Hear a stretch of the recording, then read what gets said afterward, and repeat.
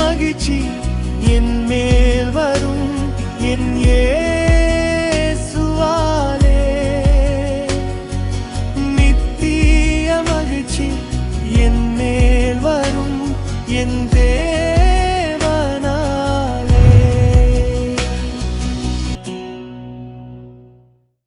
பிரியமானவர்களே, இயேசு இல்லாத வாழ்க்கை வெறுமையான வாழ்க்கை என்று சொன்னேன். இயேசு இல்லாத வாழ்க்கை பாவ சாபமான வாழ்க்கை என்று உங்களுக்கு சொல்லிக் கொடுத்தேன். இயேசு இல்லாத வாழ்க்கை, உங்களுடைய பழைய மனிதன் எப்படிப்பட்டவன் என்று சொன்னால் உயிரற்ற சடலமாக இருக்கிறான்.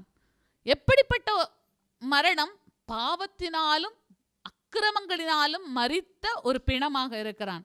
இந்த உலகத்தில் இயேசு இல்லாமல் பெரிய அறிஞர்களாக இருக்கலாம், இயேசு இல்லாமல் பெரிய போஸ்ட்ல உள்ளவர்களாக இருக்கலாம், இயேசு இல்லாமல் பெரிய அதிகாரத்தில் இருக்கிறவர்களாக இருக்கலாம், அறிஞர்களாக இருக்கலாம், சமுதாயத்தில் கனம் பெற்றவர்களாக இருக்கலாம், விலை உயர்ந்த கார்களிலே அவர்கள் பிரயாணிக்கலாம்.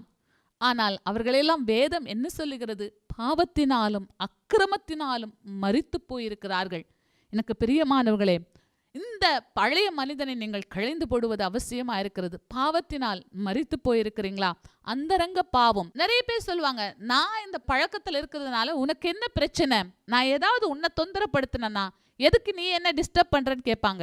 ஒரு குடிக்கிற ஒரு சகோதரனிடத்துல குடியை விட்டு விடுங்க ஐயா, உங்களுடைய மனைவிக்கு பிடிக்கல அப்படின்னு சொன்னா அவர் சொல்லுகிறார், நான் குடிக்கிறதுனால அவளுக்கு என்ன பிரச்சனை?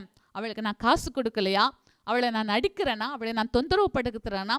நான் உண்டு, என்னுடைய பழக்கம் உண்டு என்று சொல்லிதானே இருக்கிறேன் என்று சொல்லுகிறார். இது எவ்வளவு வேடிக்கையா இருக்கிறது! சில பாவங்களை நீங்கள் இப்படித்தான் ஜஸ்டிஃபை பண்ணி கொள்கிறீங்க. அந்த பாவங்களுக்கு நீங்களே அட்வொகேட் பண்ணி கொள்கிறீர்கள். நான் பாவம் செய்கிறேன், இதுல உனக்கு என்ன பிரச்சனை? நான் பரிதானம் வாங்குறேன், இதுல உனக்கு என்ன பிரச்சனை? உங்ககிட்ட கேட்டனா? அவங்க கொடுக்குறாங்க, நான் வாங்குறேன், யாரையும் கஷ்டப்படுத்தி வாங்கலையே அப்படின்னு நிறைய காரணங்களை உங்கள் பாவங்களுக்கு நீங்கள் சொல்லலாம். நிறைய காரணங்களை உங்கள் பாவங்களுக்கு நீங்கள் கண்டுபிடிக்கலாம். ஆனால் எப்படிப்பட்ட பாவமா, யாரை டிஸ்டர்ப் பண்ணாட்டிலும் நீங்கள் உங்களை டிஸ்டர்ப் பண்றதும் உங்கள் ஆவியை கெடுத்துக் கொள்கிறதும் ஆண்டவருக்கு பிரியமில்லாத காரியம். நீங்கள் தேவனுடைய ஆலயமா இருக்கிறீர்கள் என்று அறியீர்களா? ஒருவன் என் ஆலயத்தை கெடுத்தால் நான் அவனை கெடுத்து போடுவேன் என்று தேவன் சொல்லுகிறாரே. உங்கள் சரீரத்துக்கு விரோதமாக நீங்கள் செய்கிற எந்த பாவமா இருந்தாலும் அது தேவனுக்கு பிரியமில்லாததா இருக்கிறது.